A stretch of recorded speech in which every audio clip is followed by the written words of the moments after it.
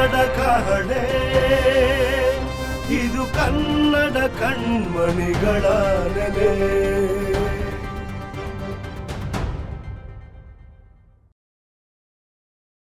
ಎಲ್ರಿಗೂ ನಮಸ್ಕಾರ. ಕನ್ನಡ ಅಂದ್ರೆ ಬರೀ ಭಾಷೆ ಅಲ್ಲ, ಕನ್ನಡ ಅಂದ್ರೆ ಬರೀ ಅಕ್ಷರ ಅಲ್ಲ. ಕನ್ನಡ ಅಂದ್ರೆ ನಮ್ಮ ಜೀವನ, ನಮ್ಮ ಬದುಕು. 20ಕ್ಕೂ ಹೆಚ್ಚು ಉಪಭಾಷೆಗಳನ್ನ ಹೊಂದಿರುವಂತಹ ಅಭಿಜಾತ ಭಾಷೆ ನಮ್ದು. ಹಾಸನದ ಹಲ್ಮಿಡಿ ಶಾಸನ, ಅದಕ್ಕಿಂತ ಮುನ್ನವಾಗಿ ರಚನೆಯಾದಂತಹ ಶಿವಮೊಗ್ಗದ ತಾಳಗುಂದ ಶಾಸನಗಳು ರಚನೆಯಾಗುವುದಕ್ಕಿಂತ ಮುನ್ನ ನಮ್ಮ ಕನ್ನಡ ಜನರ ಆಡು ಭಾಷೆಯಾಗಿತ್ತು. ಇಂತಹ ಕನ್ನಡ ಯಾರಿಗೆ ಮಾತನಾಡೋದಕ್ಕೆ ಇಷ್ಟ ಇಲ್ಲ ಹೇಳಿ? ಇಂತಹ ಕನ್ನಡ ಮಾತಾಡೋದು ಅಷ್ಟು ಕಷ್ಟನ? ಇದಕ್ಕಾಗಿ ನಮ್ಮ ಕನ್ನಡ ಮೀಡಿಯಂ 24x7 ಆಯೋಜಿಸ್ತಾ ಇದೆ ಕನ್ನಡ ಮಾತನಾಡುವ ಸ್ಪರ್ಧೆ. ಅದೇ ಮೈಸೂರು ಸ್ಯಾಂಡಲ್ ಕನ್ನಡ ಕಹಳೆ, ಇದು ಕನ್ನಡ ಕಣ್ಮಣಿಗಳ ನೆಲೆ. ಕಾರ್ಯಕ್ರಮದ ಸಹಯೋಗ ಶಿವಮೊಗ್ಗ ಜಿಲ್ಲಾ ಕನ್ನಡ ಸಾಹಿತ್ಯ ಪರಿಷತ್ ಹಾಗೂ ಸಮನ್ವಯ ಟ್ರಸ್ಟ್. ಮೈಸೂರು ಸ್ಯಾಂಡಲ್ ಕನ್ನಡ ಕಹಳೆಯ ಕತೆ ಹೇಳುವ ಸ್ಪರ್ಧೆಯಲ್ಲಿ ತೀರ್ಪುಗಾರರಾಗಿ ಖ್ಯಾತ ನಿರೂಪಕರಾಗಿರುವಂತಹ ಸಮನ್ವಯ ಕಾಶಿಯವರಿದ್ದಾರೆ. ಅವರಿಗೆ ಕಾರ್ಯಕ್ರಮಕ್ಕೆ ಆತ್ಮೀಯವಾದಂತಹ ಸ್ವಾಗತ. ಹಾಗೆ ಲೇಖಕರು, ಶಿಕ್ಷಕರು ಆಗಿರುವಂತಹ ಪೂರ್ಣಿಮಾ SS ಅವರು ಕೂಡ ನಮ್ಮ ಜೊತೆ ಇದ್ದಾರೆ. ಇಂದಿನ ಕಾರ್ಯಕ್ರಮದಲ್ಲಿ ನಮ್ಮ ಸ್ಪರ್ಧಿಗಳ ಕಥೆಗಳನ್ನ ಆಲಿಸಿ ತೀರ್ಪನ್ನ ನೀಡ್ತಾರೆ. ಅವರಿಗೂ ಕೂಡ ಆತ್ಮೀಯವಾದಂತಹ ಸ್ವಾಗತ. ಹಾಗೆ ನಮ್ಮ ಸ್ಪರ್ಧಾಳುಗಳು ಕೂಡ ಇವತ್ತಿನ ಒಂದು ಕಾನ್ಸೆಪ್ಟ್ ಪ್ರಕಾರ ಜಾನಪದ ಶೈಲಿಯಲ್ಲಿ ಪ್ರತಿಯೊಬ್ಬರು ಕೂಡ ರೆಡಿಯಾಗಿ ಬಂದಿದ್ದಾರೆ. ನಿಮ್ಮ ಮುಂದೆ ಕಥೆಗಳನ್ನ ಪ್ರಸ್ತುತಪಡಿಸ್ತಾರೆ. ಅವರಿಗೂ ಕೂಡ ಸ್ವಾಗತ, ಸುಸ್ವಾಗತ.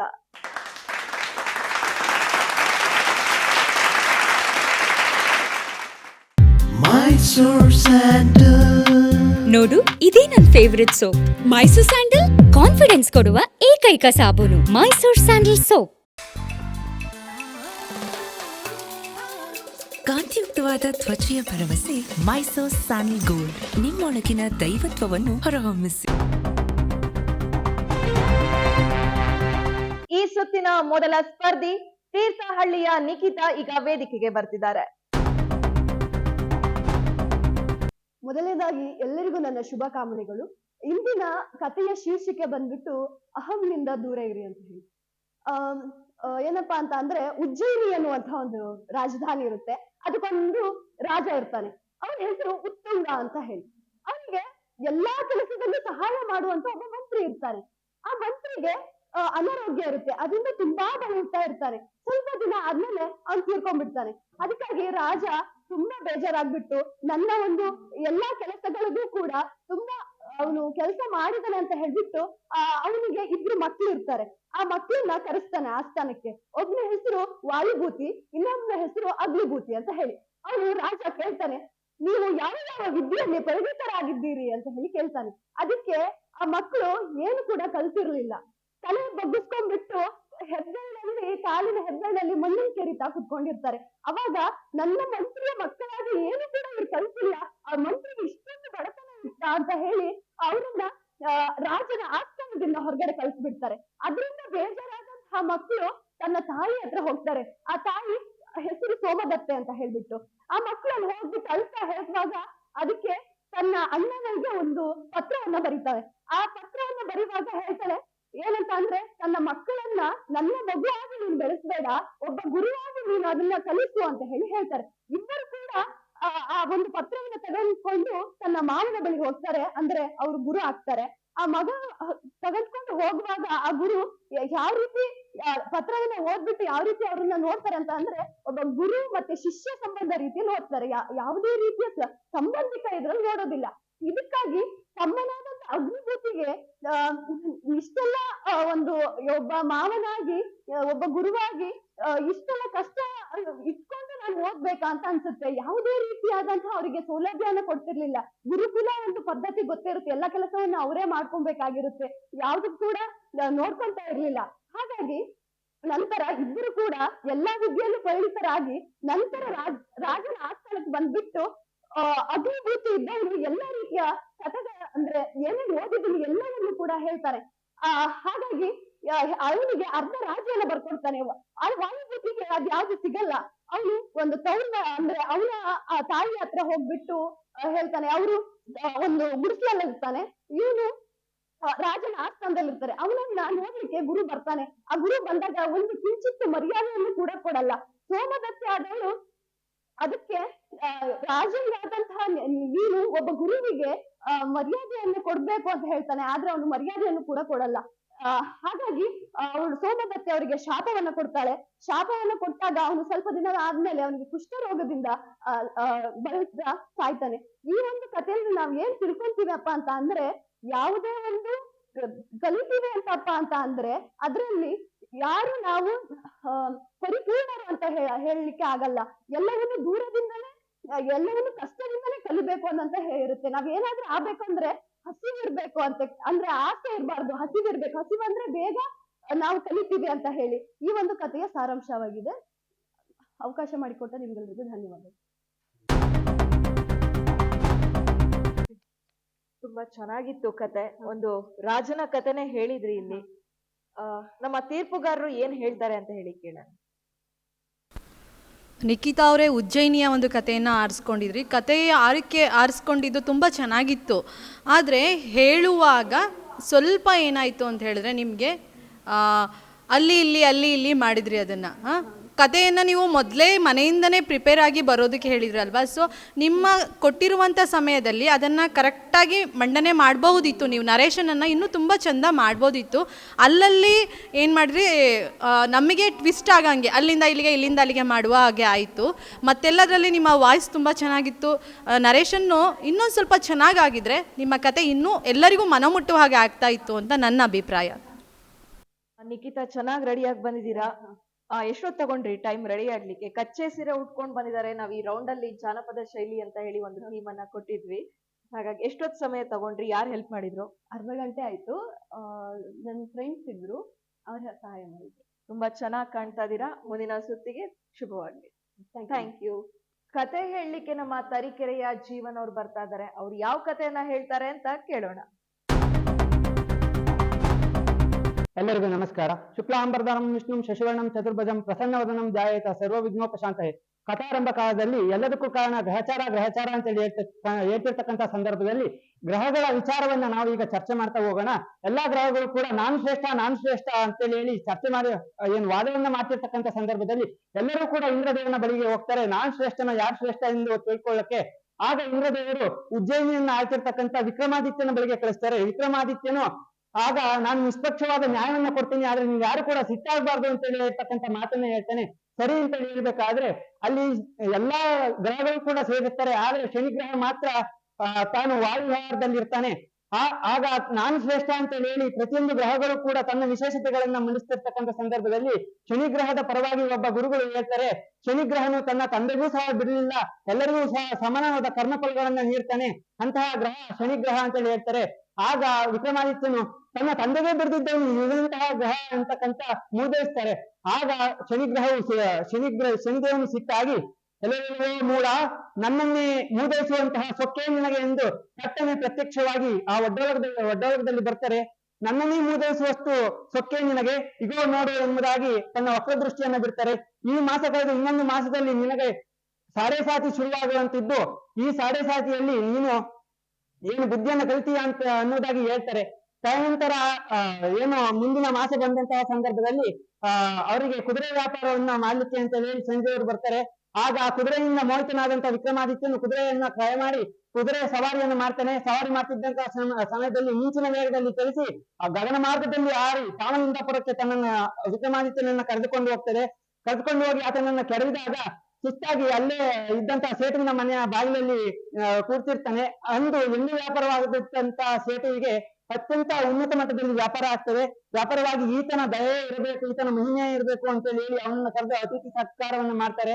ಅವರ ಮನೆಯಲ್ಲೇ ಒಂದು ವಂಶದ ಗೋಡೆಗೆ ನೇತಾಕಿರ್ತಕ್ಕಂಥ ವಂಶದ ಒಂದು ಪಕ್ಷಿ ಅಲ್ಲಿ ಗೋಡೆಗೆ ಹಾಕಿರ್ತಕ್ಕಂಥ ಹಾರವನ್ನ, ಮುತ್ತಿನ ಹಾರವನ್ನ ನಿಂತಿರ್ತಕ್ಕಂಥದ್ದನ್ನ ವಿಕ್ರಮಾದಿತ್ಯ ನೋಡ್ತಾನೆ. ಇದೇನಿದು ಆಶ್ಚರ್ಯ, ಎಲ್ಲೂ ಸಹ ಗಮನಿಸಿಲ್ವಲ್ಲ ನಾನು ಅಂತ ಹೇಳಿ ಹೇಳ್ತಾ ಇರ್ತಾನೆ. ಅದನ್ನು ನೋಡಿದಾದ್ಮೇಲೆ ಸೇಟುವಿಗೆ ಆತಂಕವಾಗ್ತದೆ. ಏನಾಯ್ತು ಈ ಮುತ್ತಿನ ಹಾರ ಅಂತ, ಯಾರು ಕಲರ್ ಇರ್ಬೋದು ಅಂತ ಹೇಳಿ ಕಂಡಿಡ್ಬೇಕಾದ್ರೆ ವಿಕ್ರಮಾದಿತ್ಯನು ನಡೆದ ವಿಷಯವನ್ನ ಹೇಳ್ತಾನೆ. ಈ ನಡೆದ ವಿಷಯವನ್ನ ಹೇಳಿದಾಗ ಒಪ್ಪಿಕೊಂಡಂತ ಸೇಟು ಮಹಾರಾಜನ ಬಳಿಗೆ ಹೋದಾಗ ಮಹಾರಾಜರು ನಡೆದಂತಹ ವಿಷಯವನ್ನು ಒಪ್ಪದೆ ಅವನ ಕೈಕಾಲುಗಳನ್ನು ಕತ್ತರಿಸಿ ಅವನನ್ನ ರಸ್ತೆಯಲ್ಲಿ ಬಿಸಾಡಿ ಎಂದು ಆದೇಶವನ್ನು ನೀಡ್ತಾರೆ. ರಸ್ತೆಯಲ್ಲಿ ಬಿಸಾಡಿ ಅಂತೇಳಿ ಆದೇಶವನ್ನು ನೀಡಿದಾಗ ಅಲ್ಲೇ ಇದ್ದಂತಹ ಒಬ್ಬ ರೈತನಿಗೆ ಅವನ ಮೇಲೆ ಕರುಣೆ ಬಂದು ಅವನನ್ನ ಕರೆದುಕೊಂಡು ಹೋಗಿ ಎಣ್ಣೆ ಗಾಣದ ಸುತ್ತುವರ್ತಕ್ಕಂತ ಎತ್ತುಗಳನ್ನ ಏನು ಅವುಗಳನ್ನ ನೋಡಿಕೊಳ್ಳಲಿಕ್ಕೆ ಅಂತೇಳಿ ತೇಲಿ ಮೇಲೆ ಕುಂಡಿಸ್ತಾನೆ. ತೇಲಿ ಮೇಲೆ ಕುಂಡಿಸಿದಾಗ ರಾತ್ರಿ ಹೊತ್ತು ತೇಲಿಯನ್ನ ನಡೆಸಬೇಕಾದ್ರೆ ಗಾಳಿ ಜೋರಾಗಿ ಬೀಸಿ ಅಲ್ಲಿದ್ದಂತಹ ದೀಪಗಳೆಲ್ಲ ಮಿಂದು ಹೋಗ್ತವೆ. ಆಗ ದೀಪಕಮಾಲ ರಾಗವನ್ನ ಹಾಡಿದಂತಹ ವಿಕ್ರಮಾದಿತ್ಯನು ಇಡೀ ನಾಡನ್ನೇ ಬೆಳೆಸ್ತಾನೆ. ನಾಡನ್ನು ಬೆಳೆಸಿದಾಗ ಅಲ್ಲೇ ಹೋಗ್ತಿದ್ದಂತಹ ರಾಜಕುಮಾರಿ ಅವನನ್ನು ನೋಡಿ ಇಷ್ಟಪಡ್ತಾಳೆ. ಇಷ್ಟಪಟ್ಟು ತನ್ನ ಏನು ಮಹಾರಾಜರ ಬಳಿ ಹೇಳಿದಾಗ ಮಹಾರಾಜನ ಮಗಳಾದ ನೀನು ಅಂಗಡಿಗಳನ್ನು ಮದುವೆಯಾಗದೆ ಎಂದು ಮಹಾರಾಜರು ಒಪ್ಪುವುದಿಲ್ಲ. ಕೊನೆಗೆ ತನ್ನ ಮಗಳ ಹಠಕ್ಕೆ ಕಟ್ಟು ಬಿದ್ದಂತಹ ಮಹಾರಾಜ ವಿಕ್ರಮಾದಿತ್ಯನ ಜೊತೆಗೆ ಮದುವೆಯನ್ನ ಮಾಡ್ತಾರೆ. ಆಗ ವಿಕ್ರಮಾದಿತ್ಯನ ಜೊತೆ ಮದುವೆಯನ್ನ ಮಾಡಿದಂತ ಸಂದರ್ಭದಲ್ಲಿ ಶನಿದೇವರು ಅವರ ಕನಸಿನಲ್ಲಿ ಬಂದು, ಏನು ಮಹಾರಾಜ, ಈಗ ನಿನಗೆ ಅರಿವಾಯಿತೆ ಈ ಶನಿದೇವನ ಮಹತ್ವ ಎಂದು ಕೇಳಿದಾಗ, ಶನಿದೇವ ನನ್ನನ್ನು ಕ್ಷಮಿಸಿ ಬಿಡು, ನನ್ನಿಂದ ಮಹಾಪರಾಧವಾಯಿತು ಎಂದು ಹೇಳಿದಾಗ ಆಗ ಶನಿದೇವರು ಅವರನ್ನು ಕ್ಷಮಿಸಿ ಅವರಿಗೆ ಏನು ಮರಳಿ ಎಲ್ಲವನ್ನೂ ಕೂಡ ವಾಪಸಾತಿಯನ್ನು ನೀಡ್ತಾರೆ ಅಂತ ಹೇಳಿದಂತಹ ಸಂದರ್ಭದಲ್ಲಿ ಇಲ್ಲಿ ಎಲ್ಲರಿಗೂ ಕೂಡ ಮಂಗಳವಾಗಿದೆ. ಮಂಗಳವಾಗಲಿ ಸರ್ವರಿಗೆ, ಶುಭ ಮಂಗಳವಾಗಲಿ ಅನಿತರಿಗೆ ಅಂತ ಹೇಳ್ತಾ ಎಲ್ಲರಿಗೂ ಕೂಡ ಈ ಕಥೆಯನ್ನು ಕೇಳಿದಂತ ಎಲ್ಲರಿಗೂ ಕೂಡ ಮಂಗಳವಾಗಲಿ ಅಂತ ಹೇಳ್ತಾ ಈ ಕಥೆಯ ಮಂಗಳವನ್ನು ಹೇಳ್ತೀನಿ. ಧನ್ಯವಾದ. ಜೀವನ್ ಅವರೇ, ಶನಿ ಕಥೆನ ಹೇಳಿದ್ರಿ. ಶನಿ ಪುರಾಣ ಎಲ್ಲ ನಡ್ಸ್ಕೊಡ್ತೀರಾ ಅಥವಾ ಈ ಒಂದು ಸ್ಪರ್ಧೆಗೆ ಕಲ್ತ್ಕೊಂಡ್ ಬಂದಿದ್ದ? ಹಾಗೇನಿಲ್ಲ, ನಾವು ಪ್ರತಿ ಶನಿವಾರ ನಮ್ಮ ಮನೆಯಲ್ಲಿ ಹೇಳ್ತಕ್ಕಂಥದ್ದು ರೂಢಿ ಇದೆ. ಹಾಗಾಗಿ ನೆನಪಿನಲ್ಲಿ ಇದ್ದಂತದ್ದು ಆ ಕಥೆ ನೆನಪಿಗೆ ಬಂತು ಹೇಳಿದೆ. ಈ ಒಂದು ಸ್ಪರ್ಧೆಯಲ್ಲಿ ಆ ಒಂದು ಕಥೆನ ನಿಮಗೆ ಪ್ರಸ್ತುತ ಪಡಿಸಕ್ ಒಂದು ಅವಕಾಶ ಸಿಕ್ಕಿದೆ. ಖಂಡಿತ. ಈ ನಿಮ್ಮ ಶನಿ ಕಥೆಯ ಕುರಿತಾಗಿ ತೀರ್ಪುಗಾರರು ಏನ್ ತೀರ್ಪನ್ನ ನೀಡ್ತಾರೆ ಅಂತ ಹೇಳಿ ನೋಡೋಣ. ಜೀವನ್ ತರೀಕೆರೆ ಈ ಕತೆ ಹೇಳುವಂಥ ಸುತ್ತಲ್ಲಿ ಒಳ್ಳೆ ಪ್ರಯತ್ನ ಮಾಡಿದ್ದೀರಾ. ಕನ್ನಡ ಭಾಷೆಯಲ್ಲಿ ಇರುವಂಥ ಬಹಳ ವಿಶೇಷವಾದ ಹರಿಕತೆ ಇದೊಂದು ಪ್ರಕಾರ ಇದು. ಇಲ್ಲಿ ನಾವು ನೋಡ್ತಾ ಇರೋದು ಏನಂತ ಹೇಳಿದರೆ, ಒಂದು ನಿಮ್ಮ ಪ್ರೆಸೆಂಟೇಷನ್ ಸ್ಕಿಲ್ಸು, ನೀವು ಹೇಗೆ ಕಥೆನ ಪ್ರೆಸೆಂಟ್ ಮಾಡ್ತೀರಾ, ಆಮೇಲೆ ಎಷ್ಟು ಪದಗಳಿಗೆ ಭಾವ ತುಂಬ್ತೀರಾ ಅನ್ನೋದು. ಮೂರನೇದು ಆ ಕಥೆಯ ತಾತ್ಪರ್ಯ ಏನು ಹೇಳ್ತೀರಾ ಅಂತ. ಕತೆ ಅಂತ ಹೇಳಿದರೆ ನಾವು ಪೌರಾಣಿಕವಾಗಿರೋದು ಯಾವುದೋ ಕತೆ ಹೇಳಬೇಕಾಗಿಲ್ಲ, ನಿಮ್ಮ ಜೀವನದೇ ಒಂದು ಕತೆ ಹೇಳ್ಬೋದು. ಎಲ್ಲ ಒಂದು ಪ್ರವಾಸ ಕಥನ ಹೋಗಿರ್ತೀರಾ, ಮೊದಲನೇ ದಿವಸ ಶಾಲೆಗೆ ಹೋಗಿರ್ತೀರಾ, ಅಥವಾ ನಿಮ್ಮ ಫ್ರೆಂಡಿಂದ ಏನೋ ಕಲ್ತಿರ್ತೀರಾ, ಈಜು ಹೊಡೆಯಕ್ಕೆ ಹೋದಾಗ ಒಂದು ಸರಿ ಬಾವಿಗೆ ಬಿದ್ದಿರ್ತೀರಾ, ಅಲ್ಲಿ ಏನೋ ಒಂದು ಕಲಿತೀರಲ್ಲ, ಆ ಥರ ಸಣ್ಣ ಸಣ್ಣ ವಿಷಯಗಳನ್ನು ಟೈಮ್ ಫ್ರೇಮ್ ಒಳಗಡೆ ಹೇಳೋಕ್ಕೆ, ನೀವು ಟೈಮ್ ಫ್ರೇಮ್ ಒಳಗಡೆ ಹೇಳಕ್ಕೆ ಒದ್ದಾಡಿಕೊಂಡು ಏನು ಹೇಳಿದಿರಿ ಅಂತ ನನಗಲ್ಲ, ಪಕ್ಕದಲ್ಲಿರೋಂಥ ನಿರೂಪಕರು ನಂದಿನಿ ಕೇಳಿದ್ರೆ ಹೇಳಕ್ಕೆ ಬರಲ್ಲ, ಅಷ್ಟು ಸ್ಪೀಡಾಗಿ ಹೇಳಿದಿರಿ ನೀವು. ಸ್ಪೀಡಲ್ಲ ಮೇಂಟೈನ್ ಮಾಡಬೇಕಾಗಿರೋದು, ಸಮಯ ಮೇಂಟೈನ್ ಮಾಡಬೇಕಾಗಿರೋದು. ಆ 3 ನಿಮಿಷ ನಿಗದಿತ ಸಮಯದಲ್ಲಿ ನೀವೇನು ಹೇಳಕ್ಕೆ ಹೊರಟಿದ್ದೀರಿ ಅದನ್ನು ಸರಿಯಾದ ರೀತಿಯಲ್ಲಿ ತಯಾರಿ ಮಾಡ್ಕೊಂಡು ಬರಬೇಕಿತ್ತು ಅನ್ನೋಂಥದ್ದು ನನ್ನ ಒಂದು ಅಭಿಪ್ರಾಯ. ಮುಂದಿನ ಸ್ಪರ್ಧಾಳುಗಳಿಗೆ ನಾನು ರಿಕ್ವೆಸ್ಟ್ ಮಾಡ್ತಾಯಿದ್ದೀನಿ, 3 ನಿಮಿಷ ನಿಮಗೆ ಟೈಮ್ ಇರುತ್ತೆ, 2.5 ನಿಮಿಷಕ್ಕೆ ಒಂದು ಬೆಲ್ ಕೊಡ್ತಾರೆ ಅವರು, ಅದಾದಮೇಲೆ ಇನ್ನು ಅರ್ಧ ನಿಮಿಷ ನಿಮಗೆ ಟೈಮ್ ಇರುತ್ತೆ. ಕರೆಕ್ಟಾಗಿ ಏನು ಹೇಳಬೇಕು ಅಂತೀರ ಅದನ್ನು ಹೇಳಿ, ಅದರ ತಾತ್ಪರ್ಯನೂ ಕೂಡ ಹೇಳಿ. ಈ ಕಥೆಯ ಮೂಲ ಸಾರಾಂಶ ಏನಿರುತ್ತೆ ಅದನ್ನು ಹೇಳಿದಾಗ ಮಾತ್ರ ಆ ಕತೆ ಏನು ಅಂತ ಹೇಳಿ ಜಡ್ಜಸ್ಸಿಗೆ ಅರ್ಥ ಆಗುತ್ತೆ. All the very best Jeevan. Thank you. ಧನ್ಯವಾದ. Thank you sir, thank you. ನಿಮಗೂ ಕೂಡ ಥ್ಯಾಂಕ್ ಯು. ಎಲ್ಲರಿಗೂ ನಮಸ್ಕಾರ. ನಾನು ನಮ್ಮ ಅಜ್ಜನ ಮನೇಲಿ ಇರ್ಬೇಕಾದ್ರೆ ಅವ್ರ ಮನೇಲಿ ಮಸ್ತ್ ಹಸು ಇದ್ದಿತ್ತಾ. ನಾನ್ ಅದಕ್ಕೆ ಕೇಳ್ದೆ, ಅಜ್ಜ ನೀವ್ಯಾಕೆ ಇಷ್ಟಕ್ಕೊಂದು ಹಸು ಎಲ್ಲ ಸಾಕಿದೀರಾ ಅಂತ ಕೇಳ್ದೆ. ನಮ್ಮ ಅಜ್ಜ ಅಂದ್ರು, ಮಗ ಹಸು ಸಾಕೋದು ಪುಣ್ಯದ ಕೆಲ್ಸ ಅಂತ. ಅವಾಗ ಯಾಕೆ ಪುಣ್ಯದ ಕೆಲ್ಸ ಅಂತ ಅಂದೆ. ನೋಡು ನಾನೊಂದ್ ಪುಣ್ಯಕೋಟಿ ಕತೆ ಹೇಳ್ತೀನಿ ಅಂತ ಅಂದ್ರು. ಆಯ್ತಕ್ಕ ಹೇಳಿ ಅಂತ ಅಂದೆ. ಅದು ಪುಣ್ಯಕೋಟಿ ಕತೆ ಅನ್ನೋದು ಸತ್ಯಕ್ಕೆ ಹಾಗೂ ಧಾರ್ಮಿಕತೆಗೆ ಹೆಸರಾಗಿರ್ತಕ್ಕಂತಹ ಕತೆ ಅಂತ ನಮ್ ತಾತ ಹೇಳಿದ್ರು. ನೋಡಿ, ಒಂದು ದೇಶ ಇತ್ತಂತೆ. ಆ ದೇಶದಲ್ಲಿ ಕರ್ನಾಟಕ ಅಂತ ರಾಜ್ಯ ಇತ್ತಂತೆ. ಆ ರಾಜ್ಯದಲ್ಲಿ ಒಬ್ಬ ಗಂಡ ಇದ್ದಿದಂತೆ. ಆತ ಎಂತ ಮಾಡ್ದ ಅಂದ್ರೆ, ಅವನು ಹಸು ಎಲ್ಲ ಸಾಕಿದ್ನಂತೆ. ಆಗ ಅವನ್ನೆಲ್ಲ ತಗೊಂಡು ಆ ಹಸುನ ಮೇಯ್ಸ್ಲಿಕ್ಕೆ ಕರ್ಕೊಂಡು ಹೋಗ್ತಿದ್ನಂತೆ. ಆಗ ಮೇಯ್ಸ್ಲಿಕ್ಕೆ ಕರ್ಕೊಂಡು ಹೋಗಿ ಸಂಜೆ ಬಂದ್ಮೇಲೆ ಅದಕ್ಕೆಲ್ಲ ಹೆಸರಿಟ್ಟಿದ್ನಂತೆ. ಏನಂತ? ಗಂಗಾ, ತುಂಗೆ, ಭದ್ರೆ, ಹಾಗೆ ಪುಣ್ಯಕೋಟಿ ಅಂತ ಹೆಸರಿಟ್ಟಿದ್ನಂತೆ. ಆಗ ಅವೆಲ್ಲದನ್ನ ಹೆಸರು ಕದ್ದಿದ ತಕ್ಷಣ ಆ ಹಸುಗಳೆಲ್ಲ ಬಂದು ಪಾತ್ರೆ ಪೂರ್ತಿ ಹಾಲೆಲ್ಲ ತುಂಬಿಸ್ಬಿಟ್ಟು ತುಂಬಾ ಖುಷಿಯಾಗಿ ಜೀವನವನ್ನ ನಡೆಸ್ತಾ ಇದ್ನಂತೆ. ಅದೇ ರೀತಿ ಪ್ರತಿನಿತ್ಯ ಸಹ ಅವನು ಹಸುಗಳನ್ನೆಲ್ಲ ಕಾಡಿಗೆ ತಗೊಂಡು ಹೋಗ್ತಾ ಇದ್ನಂತೆ. ಒಂದ್ ದಿವಸ ಎಂತ ಆಯ್ತಂದ್ರೆ, ಆ ಕಾಡೊಳಗೆ ಒಂದು ವ್ಯಾಘ್ರ ಅಂದ್ರೆ ಹುಲಿ ಇತ್ತಂತೆ. ಅದು ಗುಹೆ ಒಳಗೆ ಹಸುವಿಂದ ಬಲ್ತಾ ಇತ್ತಂತೆ.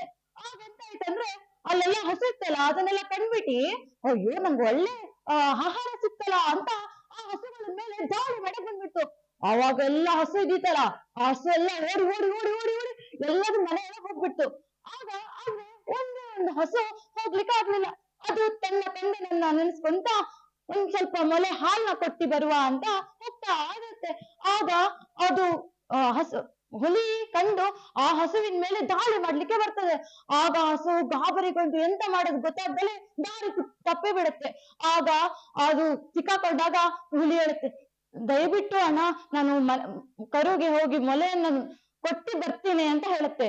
ಆಗ ಹುಲಿ ಹೇಳುತ್ತೆ, ನನಗೆ ಸಿಕ್ಕಿರೋ ಟೈಮಲ್ಲಿ ನೀನು ನನಗೆ ಮೊದ್ಲೇ ಹಸುವಾಗಿದೆ, ಸಿಕ್ಕಿರೋ ಟೈಮಲ್ಲಿ ನೀನು ತಿನ್ಲಿಕ್ ಬಿಡಲ್ಲ, ನೀನು ಸುಳ್ಳು ಹೇಳ್ತೀಯಾ ಅಂತ ಹೇಳುತ್ತೆ. ಆಗ ಹಸು ಹೇಳುತ್ತೆ, ಸತ್ಯವೇ ನಮ್ಮ ತಾಯಿ ತಂದೆ, ಸತ್ಯವೇ ನಮ್ಮ ಬಂಧು ಬಳಗ, ಸತ್ಯವಾಕ್ಯಕ್ಕೆ ಮೆಚ್ಚಿ ನಡೆದರೆ ತಪ್ಪಿ ನಡೆದರೆ ಮೆಚ್ಚದ ಪರಮಾತ್ಮನು ಅಂತ ಆ ಹಸು ಹೇಳುತ್ತೆ. ಆಗ ಆಯ್ತು ಹೋಗ್ಬಿಡ್ ಬಾ ಅಂತ ಕಳ್ಸುತ್ತೆ. ಆಗ ಹಸು ಏನ್ ಮಾಡುತ್ತೆ, ಹೋಗಿ ಕೊಟ್ಟಿಗೆ ಹೋಗಿ ತನ್ನ ಮಗುವಿಗೆ ಮೊಲೆಯನ್ನ ಕೊಡ್ತಾ ಹೇಳುತ್ತೆ. ಅಮ್ಮ ಅವಾಗ ಹೇಳುತ್ತೆ, ನೋಡು ನಾನಿವಾಗ ಮತ್ತೆ ವ್ಯಾಘ್ರನ ಬಳಿ ಹೋಗ್ಬೇಕು, ಹೋಗ್ತೀನಿ ಅಂತ ಹೇಳುತ್ತೆ. ಆಗ ಕರುಗೆಲ್ಲ ಹೇಳುತ್ತೆ, ನೋಡು ತಬ್ಬಲ್ಲಿ ನೀನ್ ಆಗಿದ್ಯಾ ಅಂತ ಹೇಳಿ ಉಳಿದ ದನ ಕರುಗಳಿಗೆ ಹೇಳುತ್ತೆ, ಮುಂದೆ ಬಂದರೆ ಹಾಯಬೇಡಿ, ಹಿಂದೆ ಬಂದರೆ ಒದೆಯಬೇಡಿ, ಕಂಡ ನಿಮ್ಮವನೆಂದು ಕಾಣಿರು ಅಂತ ಹೇಳಿ ಮತ್ತೆ ವ್ಯಾಘ್ರನ ಬಳಿಗೆ ಬರುತ್ತೆ. ಸತ್ಯದ ಮಾತಿಗೆ ಬೆಲೆ ಕೊಟ್ಟ ಆ ಹಸು ಅದನ್ನ ಕಂಡು ಹುಲಿ, ಅಯ್ಯೋ ಇವಳು ನೋಡಿದ್ರೆ ನನ್ ತಾಯಿ ನೋಡ್ದಂಗ ಆಗ್ತಿದೆ, ಇವಳನ್ನ ತಿಂದ್ರೆ ಆ ಭಗವಂತ ಮೆಚ್ಚಲ್ಲ ಅಂತ ಹೇಳೋದ್ರ ಮೂಲಕ ಅದು ತನ್ನ ಪ್ರಾಣವನ್ನೇ ಬಿಡ್ಕೊಳ್ಳುತ್ತೆ. ನನ್ ತಾತ ಹೇಳಿದ್ದೇನೆ ಅಂದ್ರೆ, ಎಷ್ಟೇ ಕಷ್ಟ ಬಂದು ನಾವು ಸುಳ್ಳು ಹೇಳಬಾರ್ದು, ಸತ್ಯದ ದಾರಿಯಲ್ಲಿ ನಡೆದ್ರೆ ನಾವು ಎಲ್ಲದನ್ನು ಸಾಧಿಸ್ಲಿಕ್ಕೆ ಸಾಧ್ಯ ಆಗತ್ತೆ ಅಂತ ಸತ್ಯವೇ ನಮ್ಮ ತಾಯಿ ತಂದೆ, ಸತ್ಯವೇ ನಮ್ಮ ಬಂಧು ಬಳಗ, ಸತ್ಯವಾಗಕ್ಕೆ ಮೆಚ್ಚಿ ನಡೆದರೆ ತಪ್ಪಿ ನಡೆದರೆ ಮೆಚ್ಚದ ಪರಮಾತ್ಮನು ಅಂತ ಹೇಳ್ತಾ ಕತೆ ಹೇಳೋ ಸುತ್ತನಲ್ಲಿ ಪುಣ್ಯಕೋಟಿಯ ಕಥೆಯನ್ನ ಎಲ್ಲರೆದುರಿಗೂ ಪ್ರಸ್ತುತಪಡಿಸಿದಿರಾ. ತೀರ್ಪುಗಾರರು ಏನ್ ಹೇಳ್ತಾರೆ ಅಂತ ಕೇಳೋಣ. ಅಕ್ಷತಾ ಅವರೇ, ಪುಣ್ಯಕೋಟಿ ಕಥೆಯನ್ನು ಆಯ್ಕೆ ಮಾಡ್ಕೊಂಡಿದ್ದೀರಾ. ಈ ಪುಣ್ಯಕೋಟಿ ಕಥೆಯನ್ನು ಕೇಳಿದ್ರೆ ಯಾರ ಕಣ್ಣಲ್ಲೂ ಕಣ್ಣೀರು ಬರಲ್ಲ ಅನ್ನುವಂಥದ್ದು ಇಲ್ಲ. ಪುಣ್ಯಕೋಟಿಯ ಹಾಡನ್ನು ಕೇಳಿದ್ರೆ ಎಲ್ಲರ ಕಣ್ಣಲ್ಲೂ ಕಣ್ಣೀರು ಬರುವಂತಹ ಕತೆ ಅದೊಂದು ಕವನ ಅಂತ ಹೇಳ್ತೀವಿ. ಆ ಕವನದಲ್ಲಿ ಕತೆ ಏನಾಗುತ್ತೆ, ನಿರೂಪಣೆ ಆಗ್ತಾ ಬರುತ್ತೆ. ನಿಮ್ಮ ಕಥಾ ನಿರೂಪಣೆ ಮೊದಲಿನ ಭಾಗದಲ್ಲಿ ಅರ್ಧ ಹಂತದ ತನಕ ತುಂಬ ಚೆಂದ ಇತ್ತು. ಆಮೇಲೆ ನಮಗೆ ಕತೆಗಳನ್ನು ಬಳುವಳಿಯಾಗಿ ಪರಂಪರಾಗತವಾಗಿ ಬರ್ತಾ ಇರೋದು ನಮಗೆ ಎಲ್ಲಿಂದ ಅಂದರೆ, ನನ್ನ ಹಿರಿಯರಿಂದ, ಅಂದರೆ ನಮ್ಮ ಅಜ್ಜ ಅಜ್ಜಿಯವರು ನಮಗೇನು ಕಥೆಯನ್ನು ಹೇಳಿರ್ತಾರೆ ಆ ಕಥೆಯನ್ನು ನಾವು ನಮ್ಮ ಮಕ್ಕಳಿಗೆ ತಲುಪಿಸ್ತೀವಿ. ಆ ನಿರೂಪಣಾ ಶೈಲಿಯಲ್ಲಿ ನೀವು ತಗೊಂಡ್ರಿ ನಮ್ಮ ಅಜ್ಜ ಹೇಳಿದ ಕತೆ ಅಂತ, ಅದು ತುಂಬ ಸೊಗಸಾಗಿತ್ತು. ಅರ್ಧದವರೆಗೂ ಯಾವುದೇ ಗಾಬರಿ ಇಲ್ಲದೆ ಕಥೆಯನ್ನು ನಿರೂಪಣೆ ಮಾಡ್ಕೊಳ್ತಾ ಬಂದ್ರಿ, ತುಂಬ ಚೆಂದ ಹೋಗ್ತಿರೋಂಥ ಕಥೆಯನ್ನು. ಆಮೇಲೆ ಗಡಿಬಿಡಿಯಲ್ಲಿ ಮುಗಿಸುವ ಇದರೊಳಗೆ ಏನು ಮಾಡಿದ್ರಿ, ದಾವಂತದಲ್ಲಿ ಅದನ್ನು ಆ ರೀತಿ ಮಾಡಿದ್ರಿ. ಏನು ಅಂದರೆ, ಕೊಟ್ಟಿರುವ ಸಮಯ 3 ನಿಮಿಷನೇ ಆಗಿರ್ಬೋದು, ಕಥೆಯನ್ನು ತುಂಬ ಉದ್ದ ಎಳೆಯಕ್ಕೆ ಹೋಗಬೇಡಿ. ಕಥೆಯನ್ನು ನಿಮ್ಮ ಕಲ್ಪನೆಯಲ್ಲಿ ಕಥೆನ ತೆಗೆದುಕೊಳ್ಳಿ. ಕಥೆಯನ್ನು ತೆಗೆದುಕೊಂಡ್ಮೇಲೆ ನಿಮಗೆ ಅರ್ಥ ಆಗುತ್ತಲ್ಲ, ಅದನ್ನು ನಿಮ್ಮ ಆಡು ಭಾಷೆಯಲ್ಲಿ ಹೇಳುವ ಪ್ರಯತ್ನವನ್ನು ಮಾಡಿ. ಆಗ ಇಷ್ಟು ಗಡಿಬಿಡಿ ಆಗೋದಿಲ್ಲ ಕಥೆಯನ್ನು ಹೇಳುವಾಗ. ಕಥೆಯನ್ನು ನೀವೇನು ಹೇಳ್ತೀರೋ ಆ ಎದುರುಗಡೆ ಕೂತವರಿಗೆ ಅದು ಪೂರ್ತಿ ಮನವರಿಕೆ ಆಗಬೇಕು, ಅರ್ಥಪೂರ್ಣವಾಗಿ ಕೇಳಿಸುವಂಗಾಗಿರಬೇಕು. ಏನು ಹೇಳಿದ್ರು ಏನು ಬಿಟ್ಟರು ಆ ರೀತಿಯಾದಂತಹ ಗೊಂದಲ ನಮಗಾಗಬಾರ್ದು. ಆ ಪ್ರಯತ್ನದಲ್ಲಿ ಅಕ್ಷತಾ ಕಥೆಯ ಆಯ್ಕೆ ಚೆನ್ನಾಗಿತ್ತು, ನಿರೂಪಣಾ ಶೈಲಿ ಚೆನ್ನಾಗಿತ್ತು. ನಮಗೆ ಕಥೆಯನ್ನು ರವಾನಿಸೋರು ನಮ್ಮ ಹಿರಿಯರು ಅನ್ನೋದನ್ನು ನಿಮ್ಮ ಕಥೆಯಲ್ಲಿ ಕೇಳಿ ಸಂತೋಷ ಆಯಿತು. ಈಗ ಅಜ್ಜ ಅಜ್ಜಿ ಕತೆ ಹೇಳೋದಕ್ಕೆ ನಮ್ಮ ಜೊತೆ ಇಲ್ಲದೇ ಇರೋದು ನಮ್ಮ ಮಕ್ಕಳಿಗೆ ಅದೊಂದು ದೊಡ್ಡ ಕೊರಗು, ದುರಂತ ಅದು. ಇವತ್ತು ನಮಗೆ ಅಜ್ಜ ಅಜ್ಜಿ ಇದ್ದ ಕತೆ ಹೇಳ್ದಂಗಿರ್ಬೋದು, ಅಜ್ಜ ಅಜ್ಜಿ ಯಕ್ಷಗಾನ ಪದಗಳನ್ನು ಹೇಳ್ಕೊಡ್ತಾ ಇದ್ರು, ಹರಿಕಥೆಯನ್ನು ಹೇಳ್ಕೊಡ್ತಾ ಇದ್ರು, ಶ್ಲೋಕಗಳನ್ನು ಹೇಳ್ಕೊಡ್ತಾ ಇದ್ರು. ಈಗ ನಮ್ಮ ಮಕ್ಕಳಿಗೆ ಅದನ್ನು ಹೇಳ್ಕೊಡೋಕ್ಕೆ ಅವರ ಜೊತೆಗೆ ಅಜ್ಜ ಅಜ್ಜಿಯವರು ಇಲ್ಲದೇ ಇರೋದು ಈಗ ನೀವು ಕತೆ ಹೇಳುವಂಥ ಸಂದರ್ಭದಲ್ಲಿ ನನಗೆ ನೆನಪಾಯಿತು. ಒಳ್ಳೆಯ ಪ್ರಯತ್ನ, ಧನ್ಯವಾದಗಳು. ಬಹುಶಃ ಮಕ್ಕಳುಗಳೆಲ್ಲರೂ ಸೇರ್ಕೊಂಡಾಗ ಈ ಕಥೆನ ಹೇಳಿದ್ರೆ ಮಕ್ಕಳು ಕಂಪ್ಲೀಟ್ ಆಗಿ ಕಾನ್ಸಂಟ್ರೇಟೆಡ್ ಆಗಿ ಈ ಕಥೆನ ಖಂಡಿತವಾಗಿಯೂ ಕೇಳ್ತಾ ಇದ್ರು. ಯಾಕಂದ್ರೆ ಒಂದು ಸಣ್ಣ ಪುಟ್ಟ ಮಕ್ಕಳಿಗೆ ಈ ರೀತಿ ಕತೆ ನರೇಟ್ ಮಾಡಿದ್ರೆ ತುಂಬಾ ಖುಷಿ ಆಗ್ತಾರೆ. ನಿಮ್ಮ ಕಥೆಯನ್ನ ಚೆನ್ನಾಗಿ ಪ್ರಸ್ತುತಪಡಿಸಿದೀರಾ, ಧನ್ಯವಾದಗಳು. ಈ ಕತೆ ಹೇಳೋ ಸುತ್ತಿನಲ್ಲಿ ಈಗ ನಿಮ್ಮ ಮುಂದೆ ಇತಿಹಾಸದ ಕತೆ ಹೇಳಲಿಕ್ಕೆ ಬರ್ತಾ ಇದ್ದಾರೆ ಶಿರಸಿಯ ಎಜಾಜ್ ಮೊಹಮ್ಮದ್ ಅಲಿ ಖಾನ್. ಎಲ್ರಿಗೂ ನಮಸ್ಕಾರ.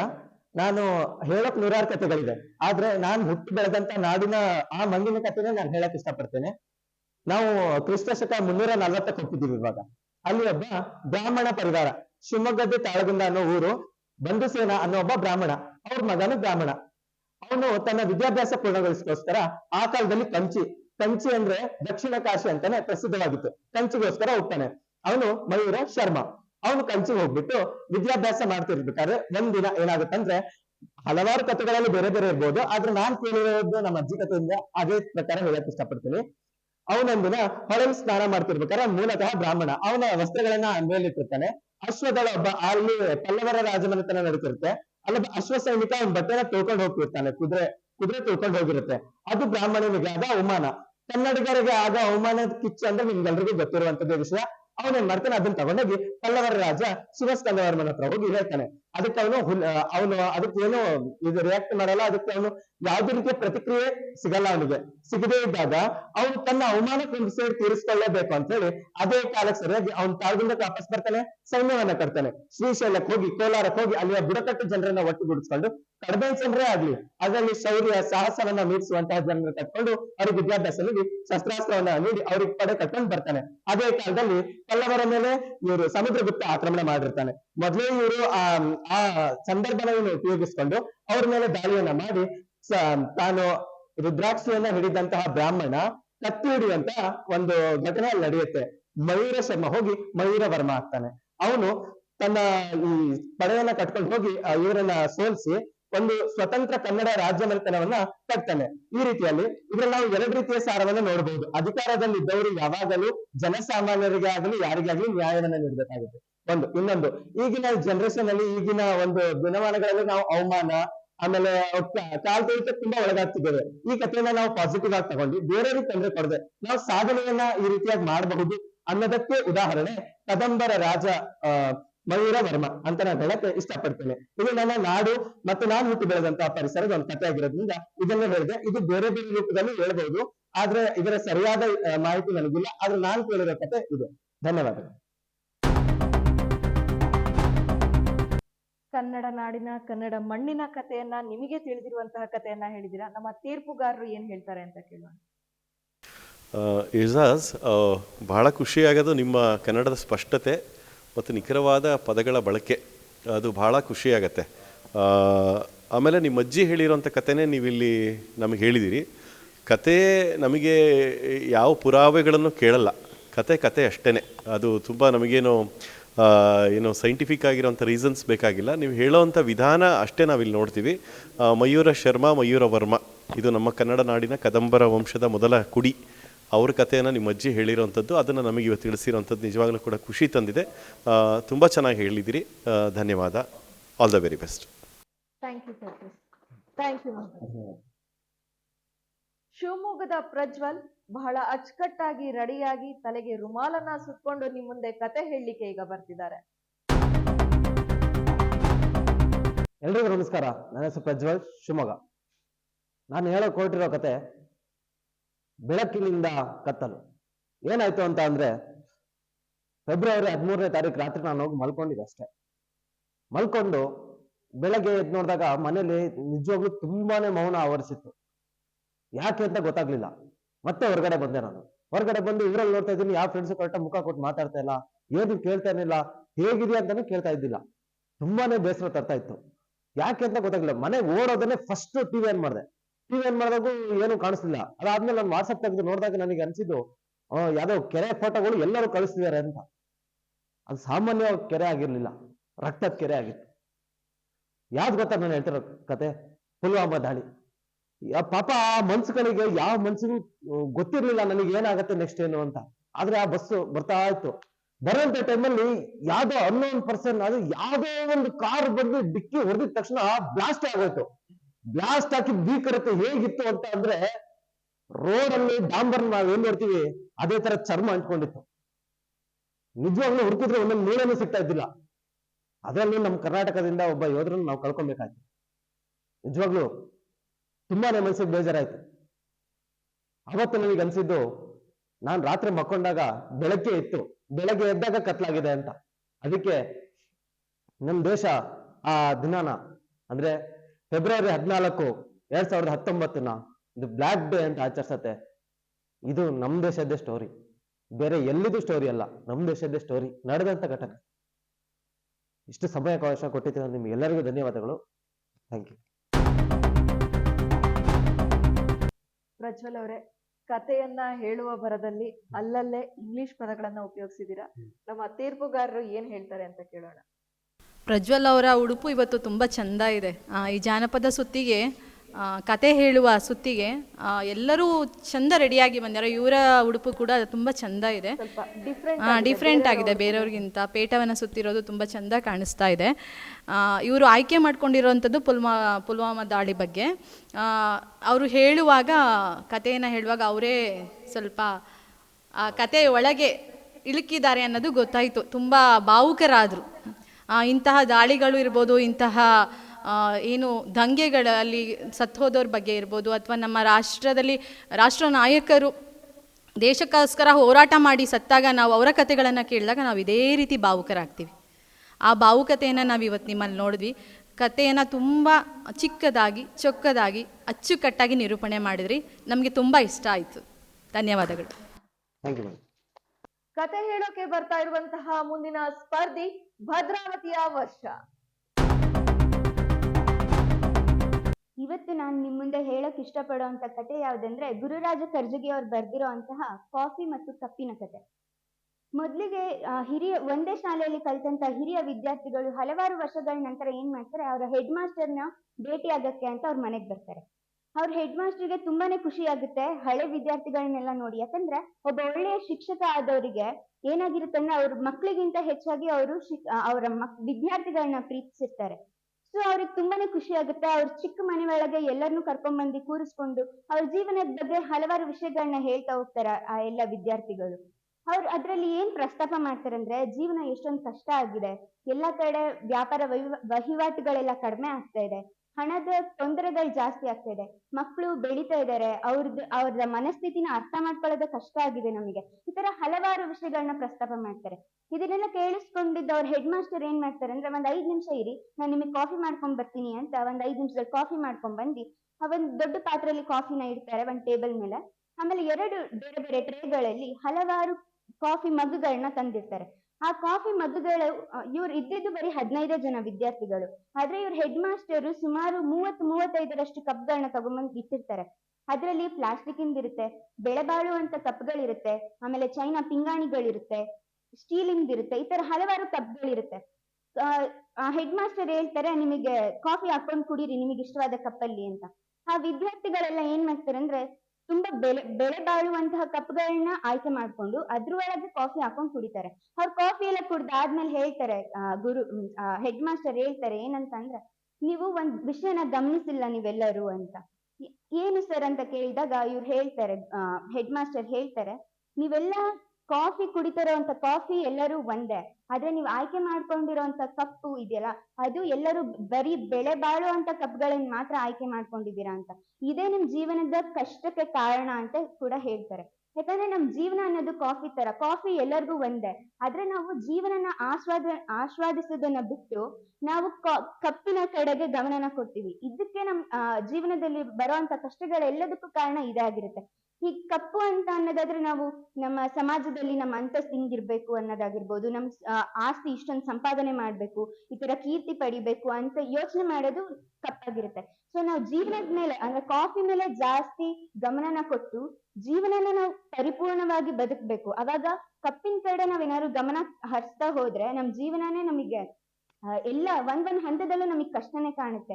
ಈ ತರ ಅವ್ರ ಹೆಡ್ ಮಾಸ್ಟರ್ ಏನ್ ಮಾಡ್ತಾರೆ, ಹಳೆ ವಿದ್ಯಾರ್ಥಿಗಳಿಗೆ ಕಾಫಿ ಮತ್ತು ಕಪ್ಪಿನ ಮೂಲಕ ಇಡೀ ಜೀವನದ ಪಾಠವನ್ನ ಕಲಿಸ್ತಾರೆ. ಧನ್ಯವಾದಗಳು. ಕಾಫಿ ಹಾಗೆ ಮಗ್, ಇದರಲ್ಲಿ ಇರುವಂತಹ ಜೀವನದ ಸಾರವನ್ನ ನಿಮ್ಮ ಕಥೆಯಾಗಿ ಹೇಳಿದೀರಾ. ಇದಕ್ಕೆ ತೀರ್ಪುಗಾರರು ಏನ್ ಹೇಳ್ತಾರೆ ಅಂತ ಕೇಳೋಣ. ವರ್ಷ, ನಿಮ್ಮ ಕಥೆಯ ಆಯ್ಕೆ ಮತ್ತು ಕತೆ ಹೇಳಿದ ವ್ಯಕ್ತಿಯ ಆಯ್ಕೆ ಬಹಳ ದೊಡ್ಡದು. ಗುರುರಾಜ್ ಕರ್ಜಗಿ ಕನ್ನಡಕ್ಕಷ್ಟೇ ಅಲ್ಲ, ಇಡೀ ದೇಶಕ್ಕೆ ದೊಡ್ಡ ವ್ಯಕ್ತಿ.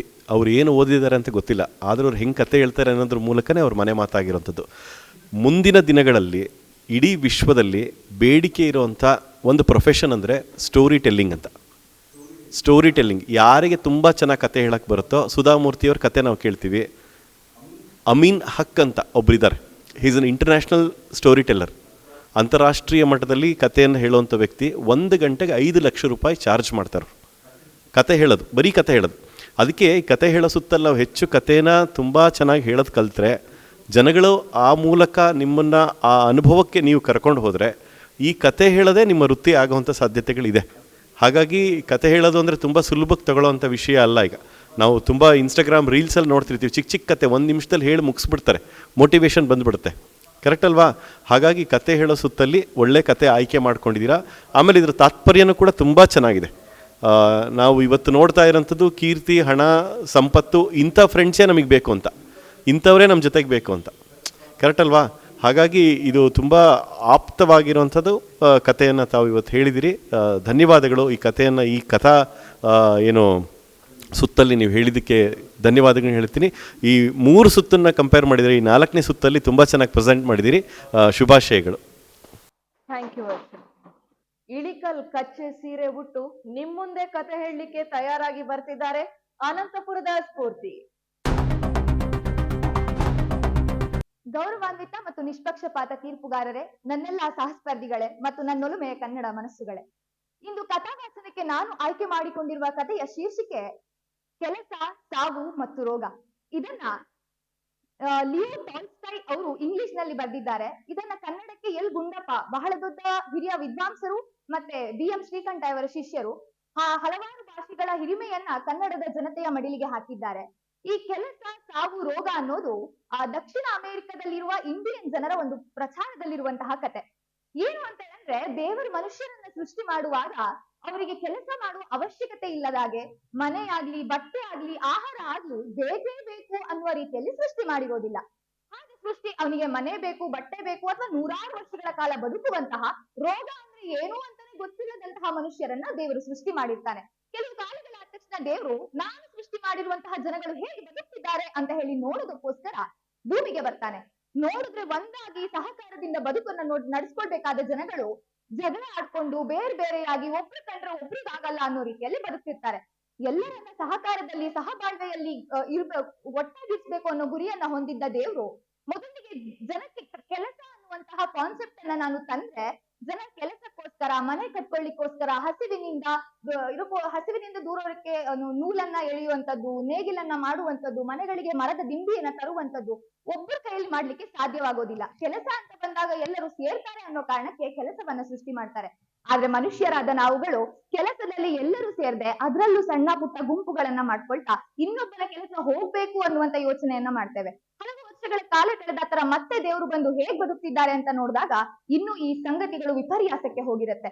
ನಂತರದಲ್ಲಿ ದೇವರು ಆ ಸಾವು ಅನ್ನೋದನ್ನ, ಯಾವ ಕ್ಷಣದಲ್ಲಿ ಮನುಷ್ಯರ ಸಾವು ಬರುತ್ತೆ ಅಂತ ಹೇಳಿ ನಾವು ತಿಳಿಸೋದ್ರ ಮೂಲಕ ಆಗಾದ್ರೂ ಜನಕ್ಕೆ ಅರಿವು ಬರುತ್ತೆ, ಬದುಕನ್ನ ಆನಂದದಾಯಕವಾಗಿ ಕಟ್ಕೊಳ್ಬಹುದು ಅಂತ ಹೇಳಿ ಒಂದು ವಿಚಾರವನ್ನ ಹೇಳಿದಾಗ, ಜನ ಸಾವು ಯಾರಿಗೆ ಶಕ್ತಿ ಇರುತ್ತೆ ಅದು ಯಾವಾಗಾದ್ರೂ ಬರುತ್ತೆ ಅಂತ ಹೇಳಿದ್ರೆ ತಮ್ಮ ಶಕ್ತಿಗಿಂತ ಕಡಿಮೆ ಇರೋರನ್ನ ಕೊಲ್ಲಿಕ್ಕೆ ಪ್ರಾರಂಭ ಮಾಡ್ತಾರೆ, ಅಥವಾ ಕಡಿಮೆ ಇರೋರನ್ನ ಗೆದ್ಬಿಟ್ಟು ಅವರನ್ನ ದೀನರನ್ನಾಗಿ, ಅವರನ್ನ ಜೀತದ ಆಳಾಗಿ ಮಾಡ್ಕೊಳ್ಳಿಕ್ಕೆ ಶುರು ಮಾಡ್ತಾರೆ. ಇದನ್ನ ನೋಡಿದ ದೇವರು ದುಃಖಕ್ಕೆ ಒಳಗಾಗ್ಬಿಟ್ಟು ರೋಗ ಅನ್ನುವಂಥದ್ದು, ನೋವುವಂಥದ್ದು ಬಂದಾಗಾದ್ರೂ ಸಹಕಾರದಿಂದ ಅವನು ಉಪಚರಿಸುವಂತಹ ಭಾವನೆ ಮನುಷ್ಯನಲ್ಲಿ ಬರ್ಬೋದು ಅಂತ ಹೇಳ್ಬಿಟ್ಟು ನೋಡಿದಾಗ ರೋಗವನ್ನ ತರ್ತಾನೆ. ಆದ್ರೆ ಆ ರೋಗದಿಂದ ಕೂಡ ಶ್ರೀಮಂತರು ಜೀತದ ಆಳುಗಳನ್ನಾಗಿ ಬಳಸ್ಕೊಳ್ತಾ, ಮತ್ತೆ ರೋಗದಿಂದ ಯಾರಿಗ್ ರೋಗ ಬಂದಿರುತ್ತೆ ಅವರ ಹತ್ರನೇ ಹೋಗದೆ ಇರುವ ಹಾಗೆ, ರೋಗ ಬಂದಿದೆ ಅಂತ ಹೇಳಿದ್ರೆ ಅವರಿಗೋಸ್ಕರನೇ ಒಂದು ಸಪರೇಟ್ ಆಗಿ ಮನೆಯನ್ನ ಮಾಡುವಂಥದ್ದು, ಅವರನ್ನ ದೂರದಲ್ಲಿ ಇಡುವಂಥದ್ದು, ಮತ್ತೆ ಸಾಂಕ್ರಾಮಿಕ ಸೋಂಕಾಗಿ ಅದು ಎಲ್ಲರಿಗೂ ಹರಡ್ಬೋದು ಅನ್ನೋ ಕಾರಣಕ್ಕೆ ಮತ್ತು ಬೇರೆ ಬೇರೆ ಬೇರೆ ಆಗಿ ಹೋಗ್ತಾ ಹೋಗುತ್ತೆ. ಇದನ್ನೆಲ್ಲ ನೋಡಿದ ದೇವರಿಗೆ ಎಷ್ಟೆಲ್ಲ ಮಾಡಿದ್ರು ಸರಿ ಆಗ್ತಾ ಇಲ್ಲಲ್ಲ ಅಂತ ಹೇಳಿ ಕೊನೆಗೆ ನೋವುಗಳನ್ನ ಅನುಭವಿಸ್ಕೊಳ್ತಾನೆ ಜೀವನ ಪಾಠ ಕಲೀಲಿ ಅಂತ ಹೇಳ್ತಾನೆ. ಆದ್ರೆ ಈಗಿನ ನಾವು ಕೆಲಸದಲ್ಲಿ ಆನಂದವನ್ನ, ನಾವು ಕೆಲಸವನ್ನ ಪ್ರೀತಿಸೋದ್ರ ಮೂಲಕ ಒಳ್ಳೆ ರೀತಿಯಲ್ಲಿ ಮಾಡ್ತಿದೀವಿ. ರೋಗಗಳನ್ನ ದೂರಕ್ಕೆ ಪ್ರೀತಿಯನ್ನ ಕಳೀತಾ ಇದ್ದೀವಿ. ಹೀಗೆ ಬದಲಾವಣೆ ಆಗ್ತಾ ಇದೆ. ಎಲ್ಲೋ ಹುಡುಕಿದೆ ಇಲ್ಲದ ದೇವರ ಕಲ್ಲು ಮುಳ್ಳುಗಳ ಗುಡಿಯೊಳಗೆ ಇಲ್ಲೇ ಇರುವ ಪ್ರೀತಿ ಸ್ನೇಹಗಳ ಗುರುತಿಸದಾದೆವು ನಮ್ಮೊಳಗೆ ಅಂತ ಹೇಳ್ತಾರಲ್ಲ ಹಾಗೆ. ಅವಕಾಶಕ್ಕಾಗಿ ಧನ್ಯವಾದಗಳು. ಕೆಲಸ, ಸಾವು, ರೋಗ ಇದೆಲ್ಲವೂ ಕೂಡ ನಮ್ಮ ಜೀವನದಲ್ಲಿ ಒಂದಕ್ಕೊಂದು ಇಂಟರ್ಲಿಂಕ್ ಆಗಿರುವಂತಹ ವಿಚಾರ. ಈ ವಿಚಾರವನ್ನ ಒಂದು ಕಥೆಯ ರೂಪದಲ್ಲಿ ಹೇಳಿದಿರಾ. ತೀರ್ಪುಗಾರರು ಏನ್ ಹೇಳ್ತಾರೆ ಅಂತ ಕೇಳೋಣ. ಸ್ಫೂರ್ತಿಯವರೇ ಲಿಯೋ ಟಾಲ್ಸ್ಟಾಯ್ ಅವರ ಕಥೆಯನ್ನು ಆಯ್ಕೆ ಮಾಡ್ಕೊಂಡಿದ್ರಿ. ಕೆಲಸ, ಸಾವು ಮತ್ತು ರೋಗ ಅಂತ. ನಂದಿನಿಯವ್ರು ಹೇಳ್ದಂಗೆ ಎಲ್ಲದಕ್ಕೂ ಕೂಡ ಒಂದಕ್ಕೊಂದು ಸಂಬಂಧ ಇದೆ. ದೇವರು ಅವನಾಡಿಸಿದಂತೆ ಆಡುವವರು ನಾವು ಅಂತ ಹೇಳಂಗೆ ನಿಮ್ಮ ಕತೆ ಅದಕ್ಕೆ ಪೂರಕವಾಗಿತ್ತು. ಮನುಷ್ಯನನ್ನು ಎಷ್ಟು ಒಂದು ಮಾಡೋಕ್ಕೆ ಹೋದರೂ ಕೂಡ ಅವನು ಬೇರೆ ಬೇರೆ ಆಗ್ತಾ ಇದ್ದಾನೆ ಅನ್ನೋ ಕಥೆಯ ಆಯ್ಕೆ ಚೆನ್ನಾಗಿತ್ತು, ನಿರೂಪಣಾ ಶೈಲಿ ಚೆನ್ನಾಗಿತ್ತು. ಒಳ್ಳೆಯ ಪ್ರಯತ್ನ, ಧನ್ಯವಾದಗಳು.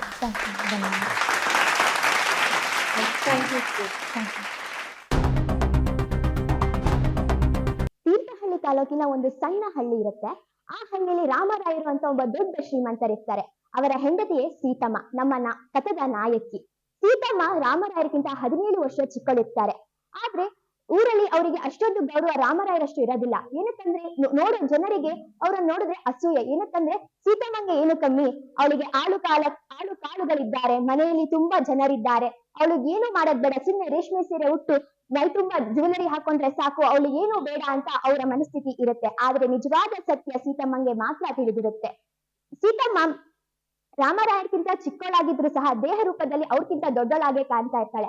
ಅದಕ್ಕೆ ಕಾರಣ ನಮಗೆಲ್ಲರಿಗೂ ಗೊತ್ತೇ ಇದೆ. ಹುಡುಗರ ದೇಹ ರಚನೆ ಮತ್ತು ಹುಡುಗಿಯರ ದೇಹ ರಚನೆ ಬೇರೆ ಬೇರೆ ಆಗಿರುತ್ತೆ. ಅದರಲ್ಲಿ ಒಬ್ಬ ಹೆಣ್ಣು ಮಗು ಹುಟ್ಟಾದ್ಮೇಲೆ ಅವಳ ದೇಹ ರಚನೆ ತುಂಬಾನೇ ಚೇಂಜ್ ಆಗ್ತಾ ಹೋಗುತ್ತೆ. ಇದಕ್ಕೆ ಉದಾಹರಣೆ ಅಂತ ಹೇಳಿದ್ರೆ, ಒಂದು ಮಗು ಹುಟ್ಟಬೇಕಂದ್ರೆ ಅವಳ ಸ್ವಇಚ್ಛೆಯಿಂದಾನೇ ಆಗ್ಬೇಕು ಅಂತ ಇಲ್ಲ, ಬಲತ್ಕಾರದಿಂದನೂ ಸಹ ಮಗು ಹುಟ್ಟುತ್ತೆ. ಹಾಗೆ ಆ ಮಗು ಹುಟ್ಟಿ ದೊಡ್ಡವರಾದ್ಮೇಲೆ ಅದನ್ನು ಒಳ್ಳೆ ಕೆಲಸ ಮಾಡಿದ್ರೆ ಅದು ತಂದೆಯ ಮಗು ಅಂತ ಹೇಳ್ಸ್ಕೊಳತ್ತೆ. ಅದೇ ಏನಾದ್ರೂ ಕೆಟ್ಟ ಕೆಲಸ ಆಗಿ ಕೆಟ್ಟದಾಗಿ ಹೋದ್ರೆ ಅದು ಅಮ್ಮನ ಮಗು ಅಂತ ಹೇಳುತ್ತೆ. ಇದರಿಂದ ಸೀತಮ್ಮಂಗೆ ಯಾವಾಗ್ಲೂ ಭಯ ಇರ್ತಾ ಇರತ್ತೆ, ಯಾವಾಗ್ಲೂ ಅವ್ರ ಗಂಡನ ಮಾತನ್ನ ಯಾವಾಗ್ಲೂ ಕೇಳಿಸ್ಕೊಳ್ತಾ ಇರ್ತಾಳೆ. ಹೀಗೆ ಒಂದು ದಿನ ಏನಾಗುತ್ತೆ ಅಂತ ಹೇಳಿದ್ರೆ, ರಾಮರಾಯರ ಮಗ ಬಂದು, ಅಪ್ಪ ನನಗೆ ನಿಮ್ಮ ಆಸ್ತಿಯನ್ನ ಎಲ್ಲರಿಗೂ ಹಂಚಿ, ನಿಮಗೆ ವಯಸ್ಸಾಗಿದೆ ಅಂತ ಹೇಳ್ತಾರೆ. ಆಗ ರಾಮರಾಯರು, ಹೌದು ನನಗೆ ಏಜ್ ಆಗಿದೆ ಅಂತ ಹೇಳ್ಕೊಂಡು ಏನ್ ಮಾಡ್ತಾರೆ ಅಂತ ಹೇಳಿದ್ರೆ, ಅವರ ಆಸ್ತಿಯನ್ನ ಎಲ್ಲರಿಗೂ ಹಂಚ್ತಾರೆ. ಅದನ್ನ ಸೀತಮ್ಮಂಗೆ ಹೇಳೇ ಇರಲ್ಲ. ಒಂದು ಮಾತಿದೆ, ಗಂಡನ ಕಾಲ ಧರ್ಮರಾಯನ ಕಾಲ, ಮಗನ ಕಾಲ ಯಮಧರ್ಮನ ಕಾಲ ಅಂತ. ಸೀತಮ್ಮನಿಗೆ ಬೀಗನ ಕೈ ಸೊಸೆಗೆ ಕೊಟ್ಟಾದ್ಮೇಲೆ ಪಾಪ ಅವಳಿಗೆ ಹೇಳಲಾಗತ್ತೆ ಕಷ್ಟ, ಅವಳಿಗೆ ಹೇಳಕ್ಕಾಗಲ್ಲ ಬಿಡಕ್ಕಾಗಲ್ಲ. ಸೊಸೆ ಕಾಲ ಯಾವತ್ತಿದ್ರು ಯಮ ಕಾಲ ಅಲ್ವಾ. ಹಾಗೆ ಅದೇ ರೀತಿಯಾಗಿ ಹೇಗೆ ಅಂದ್ರೆ, ಸೀತಮ್ಮನ ಬಾಳು ಹೇಳಲಾಗದ ಸಮುದ್ರದಲ್ಲಿ ಸಿಲುಕಿದ ಒಂದು ಮೀನಿನ ತರ, ಅವರಿಗೆ ಸಮುದ್ರದಲ್ಲಿ ಸಿಲುಕಿದ ಮೀನಿನ ತರ ಅವರ ಜೀವನ ಆಗಿರುತ್ತೆ. ಅವರಿಗೆ ಜೀವನ ತರ ಇರ್ತಾ ಇರತ್ತೆ. ಅದೇ ರೀತಿ ಅವರಿಗೆ ಎಷ್ಟು ಸಾಕಾಗತ್ತೆ ಅಂದ್ರೆ, ಅವರ ಜೀವನ ಅಷ್ಟು ಹೇಳಕ್ ಆಗ್ದಿರೋ ರೀತಿ ಅವರಿಗೆ ಸಾಕಾಗಿ ಹೋಗಿರುತ್ತೆ. ಹಾಗೆ ಒಂದಿನ ಅವ್ರು ಏನ್ ಮಾಡ್ತಾರೆ ಅಂತ ಹೇಳಿದ್ರೆ, ಅವರ ಗಂಡನ ಬಳಿ ಹೋಗಿ, ಸಾಕು ನನಗೆ ಹೆಂಡತಿ ಜೀವನ ಬೇಕಾಗಿಲ್ಲ, ನಾನು ನನ್ನ ಹೆಂಡತಿ ಜೀವನಕ್ಕೆ ನಾನು ನಿವೃತ್ತಿ ಕೊಡ್ತಾ ಇದ್ದೀನಿ, ಇವತ್ತಿಂದ ನಾನು ಕೆಲಸ ಮಾಡೋದಿಲ್ಲ, ನೀವು ನನ್ನ ಅಪ್ಪ ನಿಮಗೆ ವರದಕ್ಷಿಣೆಯಾಗಿ 10,000 ಕೊಟ್ಟಿದ್ರಲ್ಲ ನಮ್ಮಪ್ಪ, ಅದನ್ನ ನನಗೆ ವಾಪಸ್ ಕೊಡಿ, ನಾನು ಹಿಮಾಲಯಕ್ಕೂ ಆಶ್ರಮಕ್ಕೂ ಹೋಗಿ ಸೇರ್ಬಿಡ್ತೀನಿ ಅಂತ. ಇದರ ನೀತಿಕತೆ ಏನಂದ್ರೆ ಸ್ನೇಹಿತರೆ, ನಾವು ನಮ್ಮ ತಾಯಿಯನ್ನ ತಂದೆ ರೀತಿಯಲ್ಲೇ ನೋಡ್ಕೊಳ್ಬೇಕು. ತಂದೆಗೆ ಹೇಗೆ ವೃದ್ಧಾಪ್ಯ ಬರುತ್ತೋ ತಾಯಿಗೂ ಹಾಗೆ ವೃದ್ಧಾಪ್ಯ ಬಂದೇ ಬರುತ್ತೆ. ಗಂಡು ಮಕ್ಕಳು ಸಹ ಮನೆಗೆ ಹೋದ್ಮೇಲೆ ಹೆಂಡತಿನ ಕರ್ಕೊಂಡು ಮನೆಗೆ ಹೋಗ್ತಾರಲ್ಲ, ಅವಾಗ ಅವರು, ಅಮ್ಮ ನೀನ್ ಕೆಲಸ ಮಾಡು, ಅಮ್ಮ ನಿನ್ನ ಕೈ ಅಡಿಗೆ ನನ್ನ ಹೆಂಡತಿಗೆ ಬರಲ್ಲ ಅಂತ ನೀವು ಹೇಳ್ಬಾರ್ದು. ನೀವು ಹೇಳ್ಬೇಕು, ಅಮ್ಮ ನೀನ್ ಕುತ್ಕೋ, ನನ್ನ ಹೆಂಡತಿ ಕೆಲಸ ಮಾಡ್ತಾಳೆ. ಆ ರೀತಿಯಾಗಿ ನಿಮ್ಮ ಮನೋಭಾವನೆ ಬೆಳೆಸ್ಬೇಕು. ತಾಯಿಯನ್ನ ವೃದ್ಧಾಪ್ಯನಲ್ಲಾದರೂ ಮಹಾರಾಣಿಯಾಗಿ ಸಾಕಿ ಅಂತ ಹೇಳ್ತೇನೆ. ಧನ್ಯವಾದಗಳು. ವೈಷ್ಣವಿ ಅವರು ಒಂದು ಅದ್ಭುತವಾದಂತಹ ಕಥೆಯನ್ನ ಹೇಳಿದ್ರು. ಯಾರಿಗೆ ರಿಟೈರ್ಮೆಂಟ್ ಸಿಕ್ಕರೂ ಕೂಡ ತಾಯಿ ರಿಟೈರ್ಮೆಂಟ್ ಇರೋದಿಲ್ಲ ಅನ್ನುವಂತಹದ್ದು ಈ ಕಥೆಯ ಸಾರವಾಗಿತ್ತು. ಹಾಗಾಗಿ ತಂದೆಗೆ ನಾವು ಹೇಗೆ ರೆಸ್ಟ್ ಅನ್ನ ಕೊಡ್ತೀವೋ, ತಾಯಿಗೂ ಕೂಡ ರೆಸ್ಟ್ ಅನ್ನ ನೀಡಬೇಕು ಅಂತ ಹೇಳಿ ತಮ್ಮ ಕಥೆಯ ಮೂಲಕ ಪ್ರಸ್ತುತಪಡಿಸಿದ್ದಾರೆ. ಇದಕ್ಕೆ ತೀರ್ಪುಗಾರರು ಏನ್ ಹೇಳ್ತಾರೆ ಅಂತ ಕೇಳೋಣ. ವೈಷ್ಣವಿಯವರೇ, ನೀವು ಆಯ್ಕೆ ಮಾಡಿಕೊಂಡಂಥ ವಿಷಯ ಚೆನ್ನಾಗಿತ್ತು. ಕುಟುಂಬದಲ್ಲಿ ಆಗ್ತಾ ಇರೋಂಥ ತಾರತಮ್ಯ, ಇಬ್ಬರು ಕೂಡ ದುಡಿತಾರೆ, ದುಡ್ದಾದ್ಮೇಲೆ ಒಬ್ಬರಿಗೆ ನಿವೃತ್ತಿ ಇದೆ, ಇನ್ನೊಬ್ಬರಿಗೆ ನಿವೃತ್ತಿನೇ ಇಲ್ಲ, ಕೊನೆ ತನಕ ಅವ್ರು ಅದೇ ಕೆಲಸನೇ ಮಾಡ್ತಾ ಇರಬೇಕು ಅನ್ನೋದು ಕತೆ ಹೇಳುವ ಸಂದರ್ಭಕ್ಕೆ ಒಂದಿಷ್ಟು ಆಚೆ ಈಚೆ ಆಗಿದೆ. ಒಂದಿಷ್ಟು ನರ್ವಸ್ ಆದ್ರಿ, ವಿಷಯ ಹೇಳೋದ್ರಲ್ಲಿ ಸ್ವಲ್ಪ ಎಡವಟ್ಟುಗಳಾಗಿದೆ. ಬಟ್ ಒಟ್ಟಾರೆ ಸಾರಾಂಶ ಹೇಳೋದ್ರಲ್ಲಿ ಯಶಸ್ವಿ ಆಗಿದ್ದೀರಾ. ಶುಭಾಶಯಗಳು, ಒಳ್ಳೆಯದಾಗಲಿ.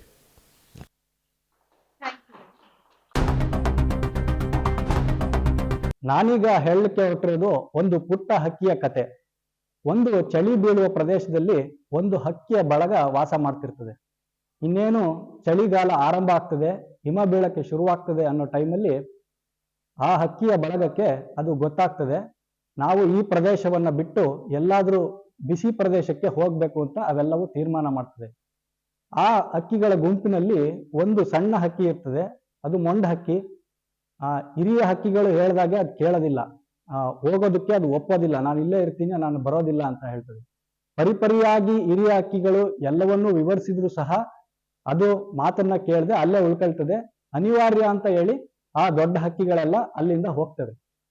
ದಿನ ಕಳೆದಂತೆ ಏನಾಗ್ತದೆ, ಚಳಿ ಹೆಚ್ಚಾಗ್ತದೆ, ಹಿಮ ಬೀಳಕ್ಕೆ ಶುರುವಾಗ್ತದೆ. ಆ ಹಿಮದ ಚಳಿಯನ್ನ ತಾಳಲಾರದೆ ಹಕ್ಕಿ ಅಯ್ಯೋ ನಾನು ಅವ್ರ ಜೊತೆಗೆ ಹೋಗಿದ್ರೆ ಒಳ್ಳೇದಿತ್ತು, ನಾನು ತಪ್ಪು ಮಾಡ್ಬಿಟ್ಟೆ ಅಂತ ಅನ್ಸಿ ಈಗ್ಲಾದ್ರೂ ಹೊರಡೋಣ, ನಾನು ಬದುಕಬೇಕು ಅಂತ ಹೇಳಿ ಅದು ಅಲ್ಲಿಂದ ಹೊರಡಕ್ಕೆ ಶುರು ಮಾಡುತ್ತೆ. ಆದ್ರೆ ಅದಕ್ಕೆ ದಾರಿ ಗೊತ್ತಿರೋದಿಲ್ಲ, ಯಾವ ಕಡೆ ಹೋಗ್ಬೇಕು, ಏನು ಭೂಪ್ರದೇಶ ಯಾವ ಕಡೆ ಇದೆ ಏನು ಗೊತ್ತಿರೋದಿಲ್ಲ. ಹೊರಡುತ್ತೆ, ಹಾರುತ್ತೆ ಹಾರುತ್ತೆ ಹಾರುತ್ತೆ, ಸಮುದ್ರದ ಮೇಲೆ ಹಾರ್ತಾ ಇರುತ್ತೆ. ಅದಕ್ಕೆ ದಾರಿನೇ ಗೊತ್ತಿರಲ್ಲ, ಆ ಭೂಪ್ರದೇಶ ಯಾವ ಕಡೆ ಇದೆ ಅಂತಾನೆ ಕಾಣಿಸ್ತಿರಲ್ಲ, ಸುಸ್ತಾಗಿ ಹೋಗ್ಬಿಡುತ್ತೆ. ಇನ್ನೇನ್ ನಾನು ಸತ್ತೆ ಅನ್ನೋ ಟೈಮಲ್ಲಿ ದೂರದಲ್ಲಿ ಒಂದು ಕಡೆ ಒಂದು ಭೂಪ್ರದೇಶ ಕಾಣಿಸ್ತದೆ. ಅಪ್ಪ ಬದುಕಿದೆ ಅಂತ ಹೇಳಿ ಆ ಭೂಪ್ರದೇಶದ ಹತ್ರ ಹೋಗಿ ಇನ್ನೇನು ರೆಕ್ಕೆ ಬೀಸೋಕೆ ಸಾಧ್ಯ ಇಲ್ಲ ಅನ್ನೋ ಪರಿಸ್ಥಿತಿಯಲ್ಲಿ ಆ ಭೂಪ್ರದೇಶದ ಹತ್ರ ಹೋದ ತಕ್ಷಣ ಬಿದ್ದೋಗ್ಬಿಡ್ತದೆ. ಅದು ಒಂದು ರೈತನ ಮನೆಯ ಹಿತ್ತಲಲ್ಲಿ ಬಿದ್ದೋಗ್ತದೆ. ಆ ರೈತನ ಹೆಂಡತಿ ಆ ಬೆಳಗಿನ ಜಾವ ದನಕರುಗಳ ಸಗಣಿಯನ್ನ ಬಾಚಿ ಆ ಸಗಣಿಯನ್ನ ತುಂಬಿ ತಂದು ಹಿತ್ತಲಲ್ಲಿ ಎಸಿತಾಳೆ.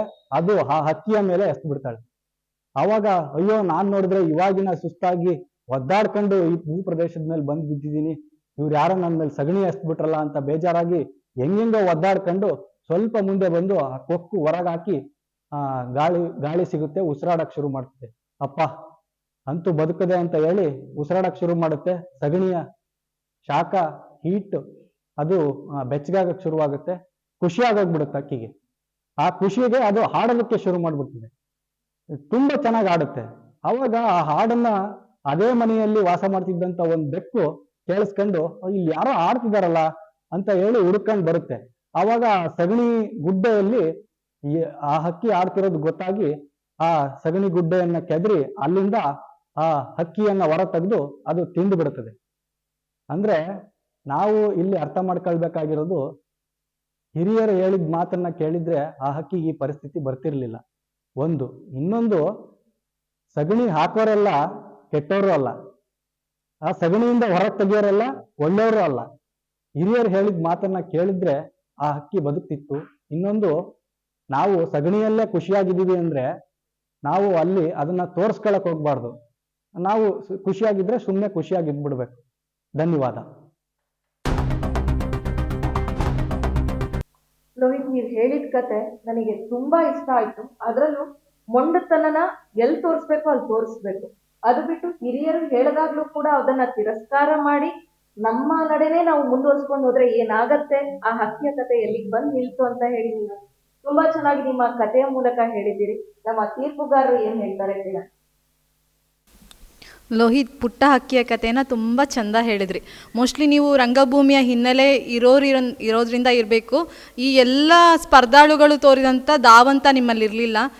ಶಾಂತ ರೀತಿಯಲ್ಲಿ ನಮಗೆ ಮನಮುಟ್ಟುವಂತೆ ಕಥೆಯನ್ನು ಹೇಳಿದ್ದೀರಾ. ಆ ಕಥೆಯ ತಾತ್ಪರ್ಯ ಕೂಡ ತುಂಬ ಚೆನ್ನಾಗಿತ್ತು. ಈಗಿನ ಯುವ ಪೀಳಿಗೆಯವರಾಗಲಿ ನಾವಾಗಲಿ ಅದನ್ನು ತಿಳ್ಕೊಳ್ಬೇಕು, ಗುರು ಹಿರಿಯರ ಮಾತನ್ನು ನಾವು ಶಿರಸ ವಹಿಸಿ ಪಾಲಿಸಬೇಕು ಅನ್ನೋದನ್ನು ಈ ಕಥೆ ಮೂಲಕ ಹೇಳಿದ್ದೀರಾ.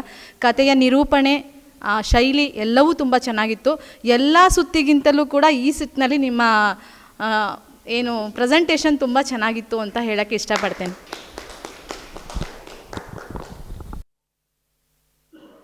ಕಾಶಿ ಸರ್, ಏನ್ ಹೇಳ್ತೀರಾ? ಹಿರಿಯರ ಮಾತನ್ನ ನಾವು ವಿಧೇಯವಾಗಿ ಪಾಲಿಸ್ಬೇಕು ಅಥವಾ ಮೊಂಡತನ ಕೆಲವೊಂದ್ ಕಡೆ ಮಾಡ್ಬೇಕಾಗತ್ತೆ. ನಮ್ಮ ನಿಲುವು ಎಲ್ಲೋ ಒಂದ್ ಕಡೆ ಸರಿ ಇದೆ, ನಮ್ಮ ನಿಲುವು ನಾವು ತಗೊಳ್ತಾ ಇರೋದು ಸರಿ ಇದೆ ಅಂತ ನಮ್ಗೆ ಅನಿಸ್ತಾ ನಾವು ಮೊಂಡತನ ಮಾಡ್ಬೇಕಾಗತ್ತೆ. ಅದ್ರ ಜೊತೆಗೆ ಹಿರಿಯ ಮಾತನ್ನ ಪಾಲಿಸ್ಬೇಕಾಗತ್ತೆ. ಇದ್ರ ಬಗ್ಗೆ ಏನ್ ಹೇಳ್ತೀರಾ? ನಂದಿನಿಯವರು ಕೇಳ್ತಿರೋಂಥ ಪ್ರಶ್ನೆ ಬಹಳ ಕರೆಕ್ಟಾಗಿದೆ. ಇವತ್ತಿನ ಒಂದು ಜಿಜ್ಞಾಸೆ ಇದು.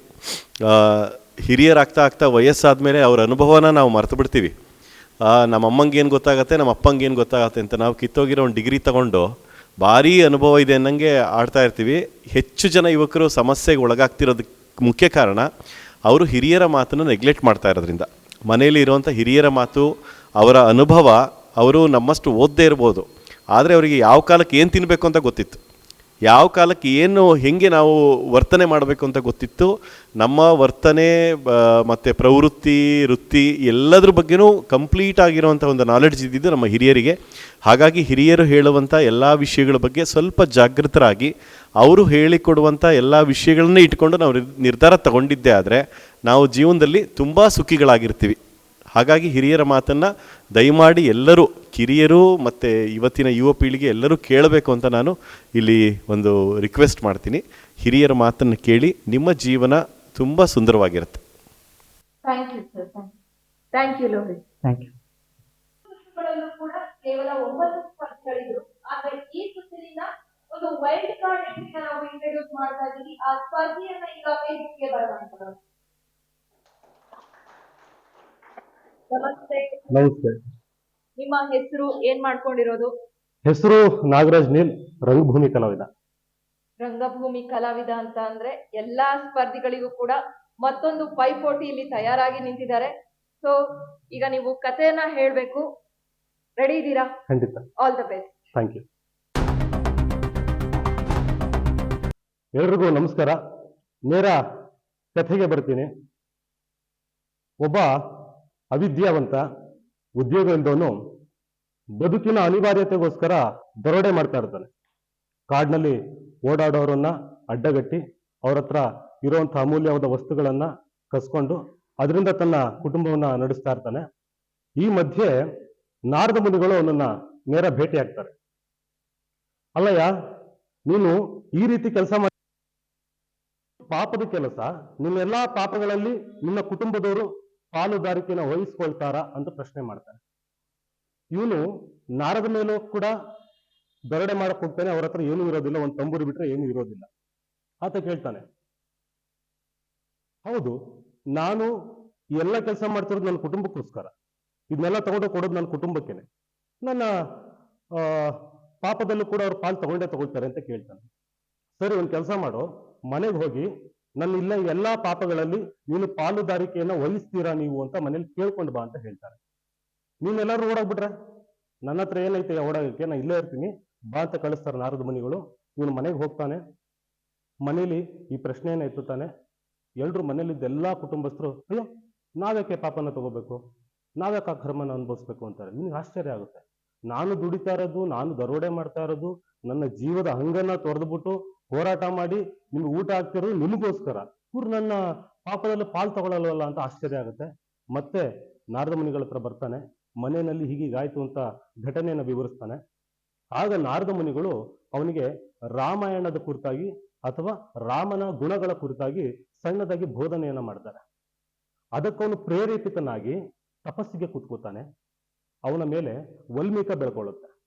ವಲ್ಮೀಕ ಅಂತಂದ್ರೆ ಉತ್ತ ಅನ್ನೋದಕ್ಕೆ ವಲ್ಮೀಕ ಅನ್ನೋ ಹೆಸರಲ್ಲಿ ಕರೀತಾರೆ.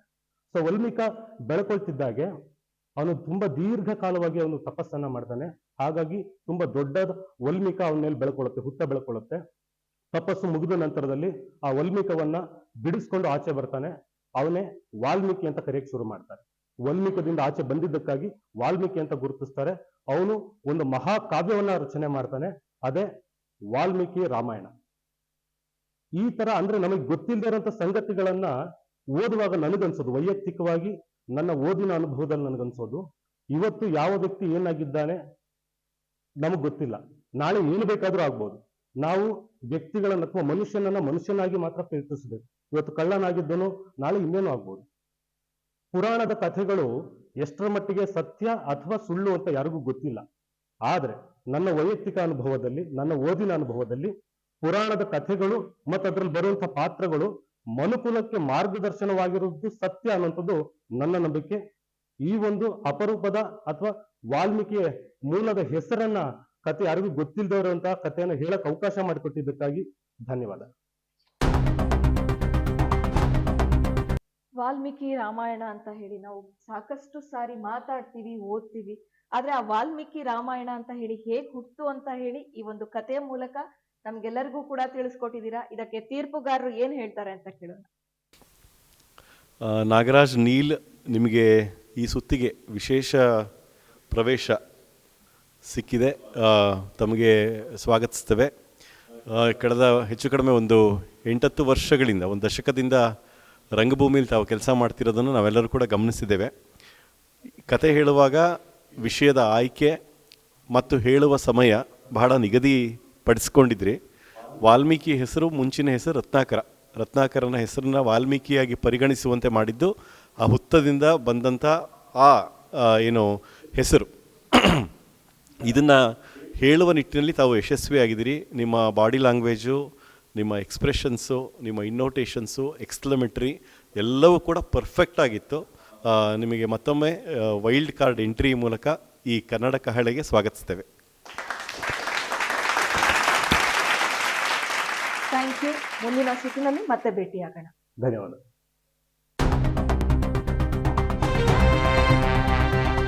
ಮೈಸೂರು ಸ್ಯಾಂಡಲ್ ಕನ್ನಡ ಕಹಳೆ ಸ್ಪರ್ಧೆಯಲ್ಲಿ ಶ್ರೀಗಂಧದ ಪರಿಮಳ ಪಸರಿಸುತ್ತಿದೆ. ಕನ್ನಡ ನಾಡು ಶ್ರೀಗಂಧದ ನಾಡು. ಈ ಶ್ರೀಗಂಧದ ನಾಡಿನ ಹೆಗ್ಗುರುತು ಮೈಸೂರು ಸ್ಯಾಂಡಲ್. ನಮ್ಮ ಭಾರತ ದೇಶದ ಪರಿಮಳದ ರಾಯಭಾರಿ ಮೈಸೂರು ಸ್ಯಾಂಡಲ್ ಸೋಪ್. ನೋಡು, ಇದೇ ನನ್ favourite soap. Mysore sandal confidence ಕೊಡುವ ಏಕೈಕ ಸಾಬೂನು Mysore sandal soap. Mysuru sandal ಕೇವಲ ಸೋಪ್ ಮಾತ್ರ ಅಲ್ಲ, ಇದು ನಮ್ಮೆಲ್ಲರ ಬದುಕಿನ ಅಂಗ. ಮೈಸೂರು ಸ್ಯಾಂಡಲ್ ಸಂಸ್ಥೆ ಸೋಪ್ ಮಾತ್ರ ಅಲ್ಲ, perfume, hand wash, beauty products, face wash ಜೊತೆಗೆ ಅಗರಬತ್ತಿಯನ್ನ ಕೂಡ ತಯಾರಿಸ್ತಾ ಇದೆ. ಮೈಸೂರು ಸ್ಯಾಂಡಲ್ ನ ಎಲ್ಲಾ ಉತ್ಪನ್ನಗಳು 100ಕ್ಕೆ 100ರಷ್ಟು ಶುದ್ಧ ನೈಸರ್ಗಿಕ ಗಂಧದ ಎಣ್ಣೆಯಿಂದ ತಯಾರಿಸಲ್ಪಟ್ಟಿದೆ. ಮೈಸೂರು ಸ್ಯಾಂಡಲ್ ಸೋಪ್ ತ್ವಚೆಗೆ ಕೋಮಲತೆ ನೀಡುತ್ತೆ, ಸ್ಕಿನ್ ನ ಇರಿಟೇಷನ್ ದೂರವಾಗಿಸುತ್ತದೆ. ಕಾಂತಿಯುಕ್ತವಾದ ತ್ವಚೆಯ ಭರವಸೆ ಮೈಸೂರ್ ಸ್ಯಾನಲ್ ಗೋಲ್ಡ್. ನಿಮ್ಮೊಳಗಿನ ದೈವತ್ವವನ್ನು ಹೊರಹೊಮ್ಮಿಸಿ. ನಮ್ಮೆಲ್ಲಾ ಸ್ಪರ್ಧಿಗಳು ಕೂಡ ಕಥೆಯನ್ನ ಹೇಳಿದ್ದಾರೆ. ರಾಜನ ಕತೆ, ಶನಿ ಕತೆ, ಪುಣ್ಯಕೋಟಿ ಕತೆ, ರಾಮಾಯಣದ ಕತೆ, ಅವರ ಅನುಭವದ ಕಥೆಗಳನ್ನ ಕೂಡ ಕೆಲವೊಬ್ರು ಹೇಳಿದ್ದಾರೆ. ಈ ರೀತಿ ನಮಗೂ ಗೊತ್ತಿರುವಂತಹ ಒಂದಿಷ್ಟು ಕಥೆಗಳನ್ನ ನಮ್ಮ ಮುಂದಿನ ಪೀಳಿಗೆಗೆ ಹಾಗೆ ಮುಂದಿನ ನಮ್ಮ ಮಕ್ಕಳಿಗೂ ಕೂಡ ಹೇಳೋಣ. ಕಥೆಗಳನ್ನ ಹೇಳುವ ಗುಣವನ್ನ ಬೆಳೆಸ್ಕೊಳ್ಳೋಣ. ಈ ಸುತ್ತಿನಲ್ಲಿ ಭಾಗವಹಿಸಿದಂತಹ ಎಲ್ಲ ಸ್ಪರ್ಧಿಗಳಿಗೂ ಕೂಡ ಧನ್ಯವಾದಗಳು.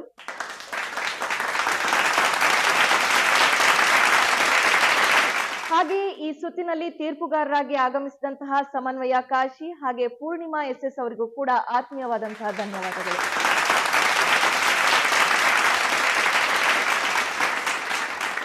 ಈ ಸುತ್ತಿನಲ್ಲಿ ನಮ್ಮೆಲ್ಲ ಸ್ಪರ್ಧಿಗಳ ನಮ್ಮ ಕಣ್ಮಣಿಗಳ ಕಥೆಯನ್ನ ಕೇಳಿದ್ದೀರಿ.